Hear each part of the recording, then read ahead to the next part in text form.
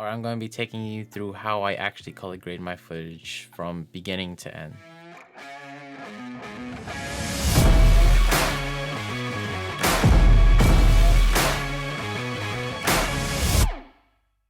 How's it going, everyone? I'm Randatsy. Welcome to another Wedding Walkthrough Wednesday. Today we are going to be walking you through the whole color grading process. In last week's and weeks before videos, I've been talking about different methods and whatnot. So I'll show you exactly how I think about when I am color grading my footage. We will take one clip and I'll show you just a breakdown of how I actually color grade and do all that. Okay, so one of the first things I do, again, I am in my color mastering workspace. To get to there, go window, workspaces, color mastering. Link to the video about workspaces and the download for getting these workspaces if you want to use my workspace and if you are using Final Cut Pro. Or yeah, there you go. I'm not gonna reshoot that. So this is what my color space looks like, or workspace looks like, when I am looking at my clips, and we are going to be color grading this one clip right here. And you want to find an optimal point to where the skin is very much more visible. I'll probably choose this point right here, and again, I'm gonna go in and apply my LUT. So I'll go to color, custom LUT, put in my Array 3, Air, I'll just call it Air 3. I should start selling these, man. I mean, I don't know. Would you buy them? Comment down below if you would buy my LUTs. And then from there, after I have my look, I will go and put on my color finale adjustment layer. Not adjustment layer, just my effect, the color finale effect. And then from here, I'm looking at the exposure of the clip. So I'm looking at my Luma waveform right here on the left. So I'm gonna be looking and trying to dial that in a little bit more. Contrast, drop that down to -4. Again, I wanna see like a lot of detail, but not a whole bunch. So maybe put that up to like 17. What does it look like? Not bad. And then again, I hit auto just to see what the software thinks is best. And it has bumped up the temperature in terms of Kelvin up towards the warm tones, which I think that's actually a good starting point. I'll go back to auto. See what happens when I click on the veil. Now it's super warm and green. Looks very weird. Okay, so we will go back to auto, see again, and dial it in just a little bit. Oh, one thing I forgot to mention, make sure you are on a calibrated monitor. If you don't know how to calibrate your monitor, there are a bunch of videos out there. I use the Spider X Elite is it the Elite or the Pro, to again just color calibrate my monitor and my laptop monitor. It is quite a bit of money to get that little device to calibrate your monitor, but again, you want as accurate color as possible when you are grading or color correcting your footage. Just a little disclaimer right there. Okay, so after I get that done, we are going to dial in the skin tones a little bit. So if you missed that one video, click up here, go into my masks, put a draw mask on. And then from there, I will put a hue saturation curves adjustment on there, or effect on there. Put in my color mask. And let's see what we could do.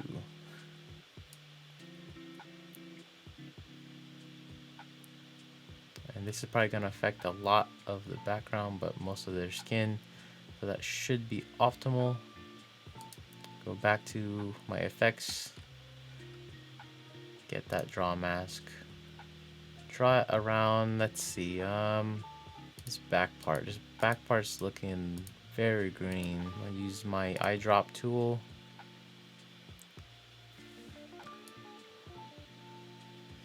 And then just slightly bring it to the left, right there maybe. Let's see.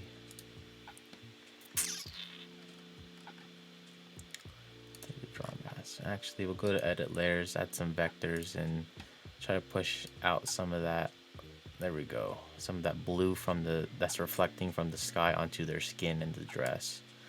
I found that to be a big headache in terms of like always messing with my colors. I might have to pump this back up in terms of the tint, just because it's looking super green. Okay, back to the draw mask. How's it looking? Okay. Okay, there we go. That should be optimales.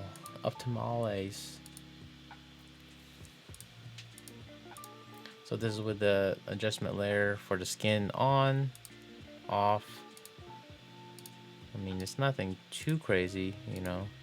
You can see kind of the waveforms shifting just a tad bit. Let's see what it looks like when I move this draw mask to her arm.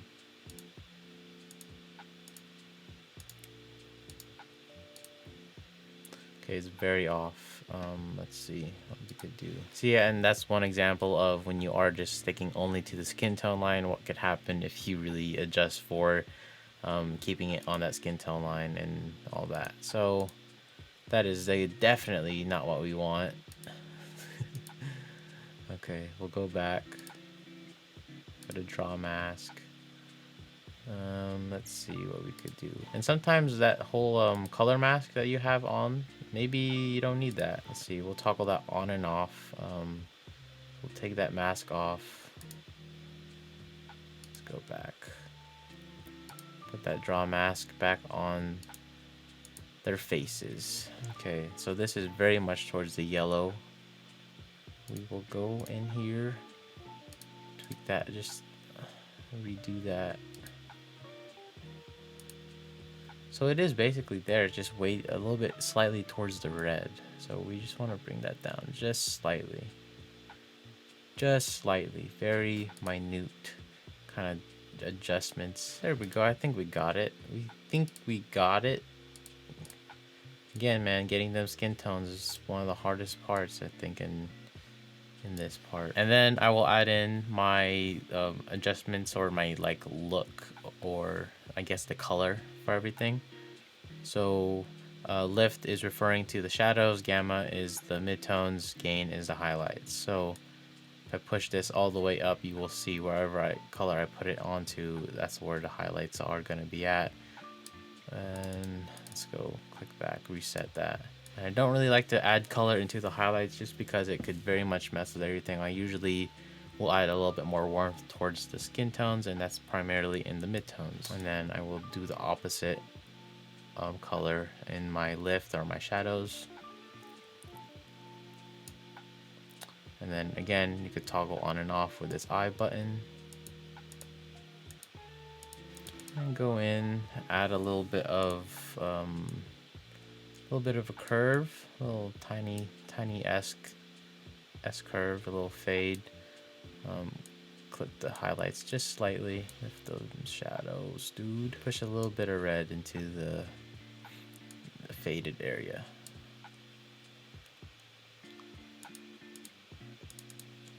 That is what it looks like. It's looking pretty good, if I do say so myself. Oh, I didn't mean to do that. No. Okay, now I'll go back to the color wheels, probably do a little bit more adjustments in terms of exposure. Nothing too crazy.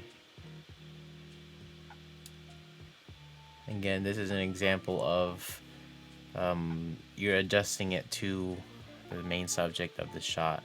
I could adjust for the sky and make sure it's not super blown out, but then if I do that, the bride and groom are going to be very much super dark and not seeable. So again, just keep in mind you got to shoot for, or expose for, what you want to shoot. I mean, outside of that, that is what it looks like. You could turn off the, I mean, that's a big difference. I mean, we'll go all the way from beginning. That's a huge difference. But let's again check the skin tones one more time. Make sure we're not like going way off track. Okay, we are a little bit. Okay, let's see how that looks.